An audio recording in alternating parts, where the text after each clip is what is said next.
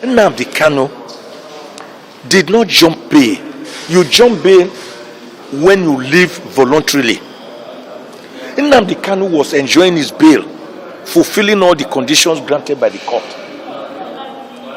until the 14th of September 2017, when army, under the pseudonym of Operation Python, invaded the home of Eze Kanu, the traditional ruler of Afaraoku, Ibeku, Umuahia, Abia State, leading to the gruesome murder of 28 innocent Nigerians. It was in the heat of that moment, fortuitously, Deus ex machina, by the intervening hands of the God, that Nnamdi escaped with the whiskers. He managed to escape, and he told me how he escaped. He himself cannot even realize it. You are saying a person who escaped certain death jumped bail, like Abiola will say, he is only a madman that stands in front of a moving train. He will be crushed. You don't stand in front of a moving train. So we now told the court that Nnamdi Kanu did not jump bail. So issuing that bench warrant was wrong. And we filed our motion to that effect on the 1st of April 2019. But unfortunately, the judge apparently did not capture the date it was filed. In our ruling today, she said we waited 4 years before filing that application. That was not correct. We actually filed that application as soon as she granted that bench warrant on the 1st of April 2019. But she didn't see that. I think it was a genuine mistake of the head, not of the heart. If she had captured that date, she would not, because the entire ruling, and of course she said we could come back with more facts if we have more facts. Just as she also said we could come back with more facts for Nnamdi Kanu's bail. She did not totally reject Nnamdi Kanu's bail. She said we could come back for the bail by providing her facts to show that Nnamdi Kanu did not jump bail. These are the facts we are mentioning now. And if she had addressed her learned mind to the fact that this application was actually filed on the 1st of April 2019 and not a fresh application filed 4 years later, she would have ruled otherwise. Because of that, because these are matters of law and the liberty of a citizen is at stake under Section 36 of the Constitution, we are again appealing against that ruling of today, because it was an erroneous ruling based on facts that were not before the judge.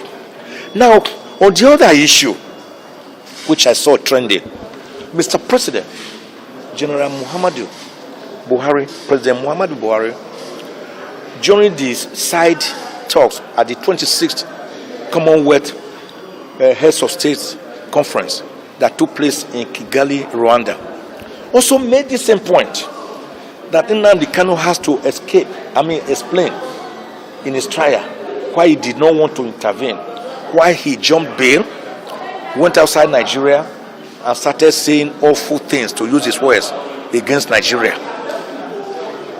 That was his position. I think Mr. President, with all due respect, was again misled by his advisors, particularly the prosecution, because this is the same position they have been maintaining, which they must have sold as a dummy to Mr. President. Nnamdi Kanu did not jump bail. As soon as he landed, first in Rome, he deposed to an affidavit in Rome that I managed to escape here. This is why I escaped here, because they wanted to kill me. When he got to Israel, he deposed to another affidavit that I managed to come here because I ran away from home after they tried to kill me and they killed 28 Nigerians. They invaded my father's royal palace. These facts were placed before this court. And we have always put these facts, sworn affidavits, in Rome, in Israel. They are before the court. So, if a court ignores them, we have to test them at the court of appeal, because 3 good heads are better than one good head. So Mr. President himself was again therefore wrong to say Nnamdi Kanu had jumped bail. Mr. President, sir, hear it now, sir, from me, loud and clear. Nnamdi Kanu never, ever contemplated jumping bail. He never jumped bail and had no cause to jump bail. He believes that Nigeria must operate under a system of social justice, equity, good conscience, mutual respect, and egalitarianism. But that if his people, the Igbos, are not being given an opportunity to have self-actualization and realization within the Federal Republic of Nigeria, and they are still being regarded, sir, as we call them, as a dot in the cycle, then they should be given the opportunity for self-determination. Self-determination is not a criminal offense. It is recognized by all international instruments. The United Nations Declaration of Human Rights of 1948, rights of indigenous people, social and economic rights, the African Charter on Human and People's Rights, the European Convention on Human Rights, the American Intergovernmental Convention on Human Rights. Every international convention recognizes self-determination as a human right. And when IPOB started until a Python Operation Python by the army, every Nigerian saw IPOB on the streets marching, blowing whistle, pam pam pam pam pam pam pam pam pam. We are Republic of Biafra. They were never violent. They will wear their berets. They will be marching. They will be singing and dancing on the streets.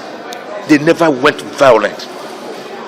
It was the Nigerian state that introduced violence by going after an unarmed citizen of Nigeria.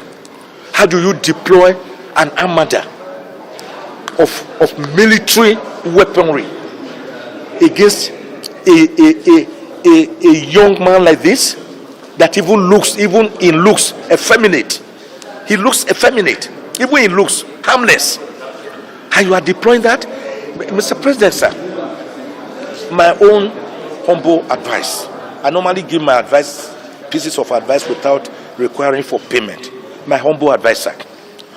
This is a matter you can still intervene in. Nobody is saying you should intrude into judicial proceedings. I don't believe in it. But this matter can also have a political solution. Let no one deceive you about that. The Attorney General has the powers under Section 150 and 174 of the Constitution to enter a nolle prosequi, as he has found now that Nnamdi Kanu has no case against him. You are accusing a person of inciting people. You say he made radio broadcasts. From where he made the broadcasts, you did not tell us. Was it in the spirit world? Was it in the ghost world? Was it underground? Was it in the air? Was it in London? Was it in Ivu Kwenya Agenebode, my place? Was it in Kara Namoda? Was it in Chibok or Dapchi? You didn't tell us when you said he made the broadcast. So Nnamdi Kanu's broadcast, a noise he made somewhere in the Ederia world, suddenly made people to start fighting here. We have seen your lineup of witnesses. We didn't see 100,000 Nigerians lined up to come and give evidence that they participated in any violence because of. We didn't see. We have not seen witnesses. So, Mr. President, sir, you can still have a political solution because this matter is not fit for the court. Where you will know, sir, that Nnamdi Kanu has grown beyond himself is that he has become a metaphor for the Igbo man's struggle, the struggle of the Indigbo, the Alaigbo people, to feel wanted in the Federal Republic of Nigeria. That after General Olusegun Obasanjo took over the mantle of surrender from General Philip Effiong in January 1970, during the Civil War, when the Civil War ended, and General Philip Effiong handed over the mantle of surrender, and General Yakubu Gowon, the man who became head of state at the age of 32 years as a bachelor, an age where many of our children nowadays are still struggling in the university because of ASU strike every year. He pronounced the 3 R's: reconciliation, reconstruction, and rehabilitation. Ask the question: have the Igbos been reconstructed? Have they been rehabilitated? Have they been reconciled? If so, show me one single Igbo man in the security apparatus of Nigeria today. Why have you not allowed an Igbo man to be president? After Ekweme became vice president, vice to Alhaji Shehu Aliyu Usman Shagari.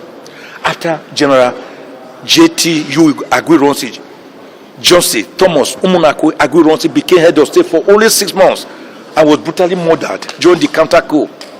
So, when we're talking about social justice here, give it to a people.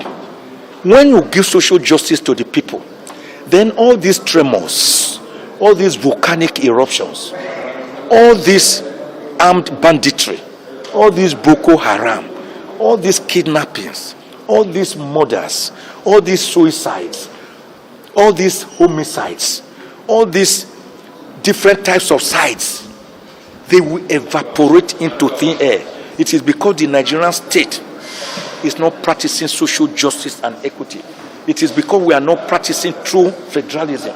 It is because we are practicing a unitary system of government which does not allow for federative units to operate at their own pace and have their own self-realization.